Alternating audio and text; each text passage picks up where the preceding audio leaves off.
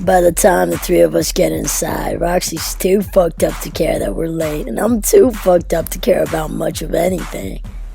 Except for Jersey, of course, who's too busy bolting towards the dance floor to worry about Roxy at all. Oh my gosh. Hey, I'm so glad you made it. Let's do shots.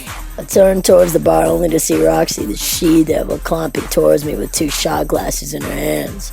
I hope she's ready to down it herself because I'm never drinking again. Real talk. Thanks, but I'm good right now. I had something before I got here. And by something, I mean a lot of things, but details. Come on, Elias, just one for me. She snakes her arm around my waist and runs her hand along the waistband of my jeans. No thanks, but I'm sure any of these other guys would be down to do shots with you. I reach down and lift her hands off my pants as gently as possible. She busts out a pout the size of San Francisco like it'll change things. But it won't. Like I said, I'm a one-woman man now, and while this woman's shoving shots in my face, my woman's halfway across the club dancing without me. Time to go. That's not really how it works. I get the whole playing hard to get thing, but at the end of the day, no guy ever turns me down. She lifts herself up on her tiptoes and leans in close enough for her boobs to accidentally graze me. Right. I back away till there's a good couple inches between us. Well then, I'm honored to be the first. Later, I push past her and head straight for the dance floor. Roxy can pout all she wants. I'm never gonna be about her. Quote me. I catch sight of Indigo standing in the middle of a blob of people up ahead. She's probably the only one in the crowd who's not dancing at all. Figures. She waves over Jersey all of a sudden, and within seconds, the two of them are huddled together, whispering things I wish I could hear. I pick up the pace until I'm only a couple people away from where they're standing. I can't see Jersey's face next to Indigo's, but whatever she's hearing has her dead still. A couple seconds ago, she was dancing and waving her hands around like nothing could stop her. But Indigo has her frozen. Shit. If she just told Jersey what I told her earlier, then everything's over. Everything. Yo, you're that Kim kid, right? I whip around and find myself face to face with one half of the douchebag frat duo from the quad.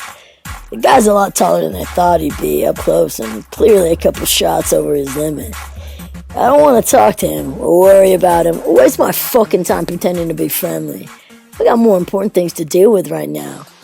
And he's not one of them. Yeah?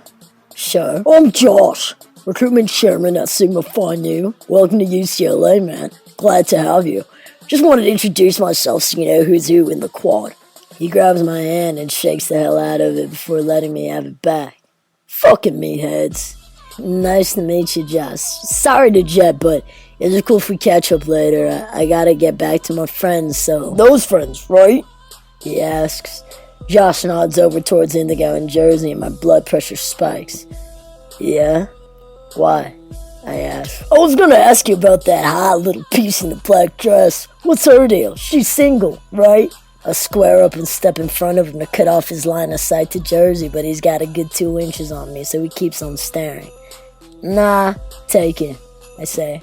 Josh slips into a smile and keeps his eyes locked on Jersey despite what I said. Never stopped me before. I bite into the side of my cheek to keep from going off on him. I don't want him looking at Jersey or talking to her or going anywhere near her tonight.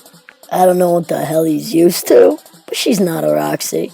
She's not gonna throw herself at him just because he's got Greek letters on his fucking Letterman jacket. Dude, she's off limits, okay? There's lots of other chicks who'd be down to kick it with you tonight, but she's not one of them, I say. What are you, boyfriend? Are you scared to share a good thing? I get it, dude. If I was fucking a girl like that, I'd be paranoid too. Heat builds in my chest, burns its way through my bloodstream until my whole body catches fire. I shut my eyes and shove my hands in my pockets so I don't make the mistake of sending my fist straight into his face. I want to beat the bullshit out of him, but I can't fight anyone else tonight. Even if there weren't any rules and I could let loose on this guy the way I want to, it wouldn't be any different from punching a mirror. I used to be a Josh. I was the dude who'd show up to parties 3 to 4 times a week, get wasted, and find a chick to hook up with for the night. Didn't matter who any of them were. I just wanted to get laid. And I did. Sex was about as good of a drug as any. And I lost control. Until Lacey turned things around. I don't know what it's gonna take for Josh to cut this hit and quit crap. But I'm not gonna let him treat Jersey the way I used to treat girls. It doesn't lead anywhere good. You really want to know who I am? I say. I step to Josh so he knows I'm not screwing around and he tenses up. Elias King, and if I wanted to, I could take home any girl in this room tonight, including your little princess over there. I point to Roxy and his old face turns red. No, she's none of your business, bro. Yeah? But she could be. She's been on my nuts the whole night. So unless you want me to walk over there and take what's yours, keep your eyes off what's mine. Comprende? Josh opens and closes his mouth a couple times before finding the balls to speak. Fine, but you better watch your back, kid. Not everybody on this campus is a part of your fucking fan club. See you around, loser. He crashes into my shoulder, then cuts through the crowd back towards Roxy. I flip him off and then head over to Jersey, who's gone right back to dancing with Indigo like nothing's wrong. I try to focus on her, but I'm too pissed off about everything Josh said to think straight. He's exactly the type of douchebag Indigo was talking about earlier. The kind of douchebag Jersey will definitely think I am if I don't tell her the truth about everything. I gotta set the record straight tonight, or at least start the process. Sure, she'll probably hate me for a while, but then she won't. At least I hope she won't. I'll just figure out what to say when I get to her. Winging things never killed anybody, I think. I push through the crowd, eyes set on Jersey as she sways back and forth to the music. Something in my chest snaps and suddenly my whole body's moving towards her like I don't own her. My heart's leading the way, beating hard and loud in my chest, trying to get back to where it wants to be. The longer she dances, the worse it gets. Every time she moves, I forget the rules. I forget the things I should and shouldn't be doing. Even though I know I shouldn't be doing this. Watching her. Wanting her. I shouldn't be anywhere near her, but I can't help myself. At the start of the night, I thought I could stop things before I got to the point of losing control. But I want to lose control. I want her so badly, there's no point in trying to tell myself I don't. I can't force a body that's belonged to her since last year to stop wanting to find its way home. So I let it lead. I let go. I stare at her through the violet lights, watching her slow dance to the music until I'm almost close enough to touch her. Steps away from reaching her, the DJ throws on a new track and everybody on the dance floor goes crazy. The crowd surges and Jersey and Indigo drop out of sight. Panic rips through my chest and I bolt towards the space where Alex used to be. I crash through a pack of strangers smashed together in the dark, but the mob pushes back. The whole room's alive, electric, chaotic. The bass line buzzes through my bones as I stumble over my feet trying to find her face in the masses. I catch sight of Indigo up ahead of me, and she points towards the floor, eyes wide and worried as the crowd carries her away. I look down and find Jersey crouched in a ball, hugging her knees against her chest like she did back in the cab. I shove the people in front of me out of the way and throw my arms around her without thinking twice about it. She looks up at me, black tears trailing down her face again. I catch them on my thumbs and brush them away from her eyes one at a time until they stop. What's a pretty girl like you doing all alone on the dance floor? I ask. She wipes her runny nose and smiles at me through the low lights. There were just so many people and I couldn't find Indigo and I couldn't find you, so I just panicked. Well, don't. When I said I wasn't gonna leave you, I meant that shit, okay? Come on, let's get you off the floor. She laughs a quiet little laugh, and I take her tiny hand in mine and lift her up off the ground. Jersey stumbles to her feet and crashes straight into me, but she doesn't step away like I expect her to. She stays close, pressed against my chest with her hand buried in my t-shirt. Indigo told me you were worried about me earlier, when I was on the phone, she says. Jersey looks up at me, and I half smile down at her, a little embarrassed that Indigo told her I was freaking out.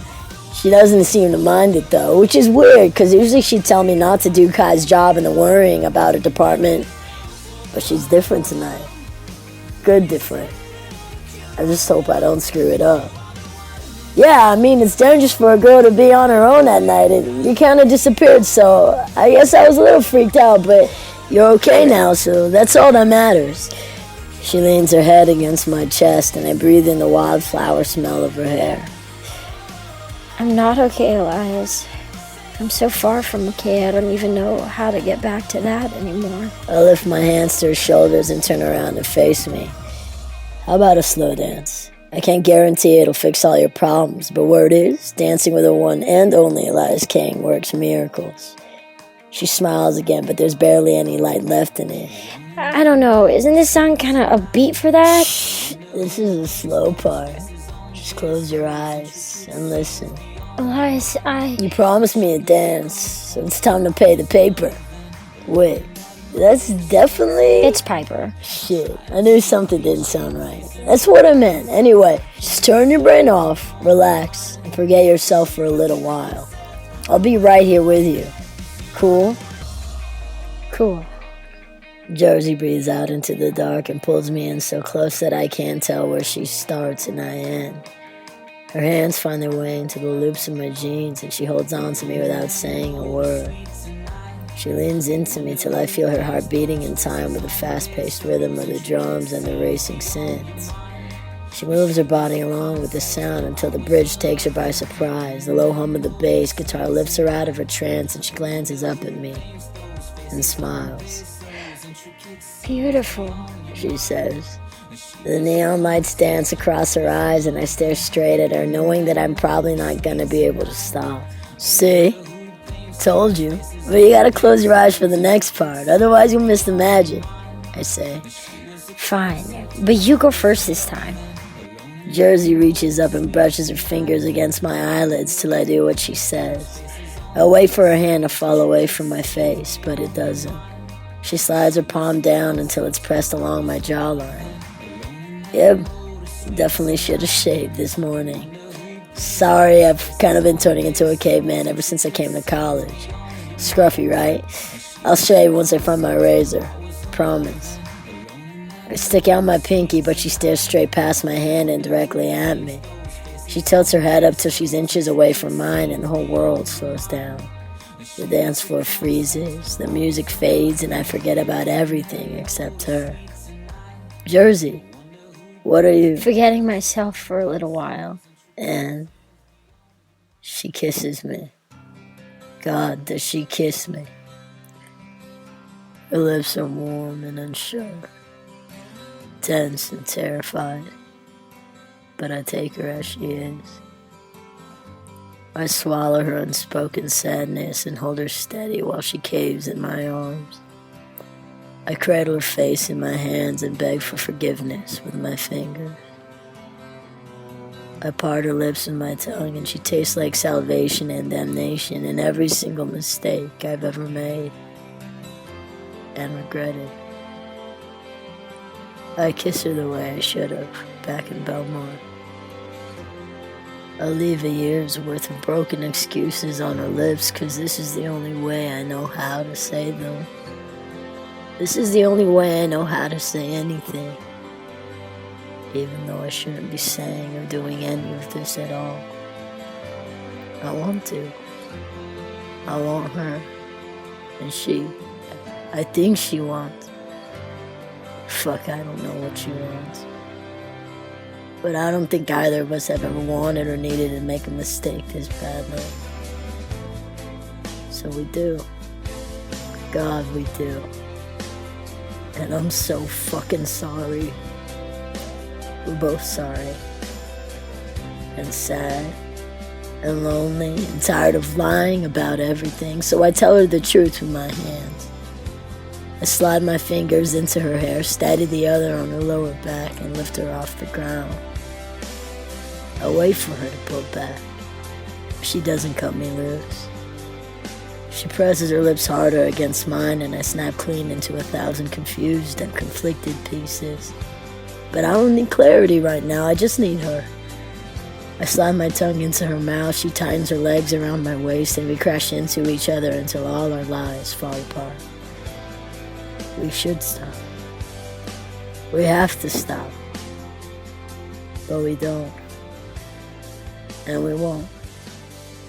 Because for the first time in 365 days, we're finally being honest.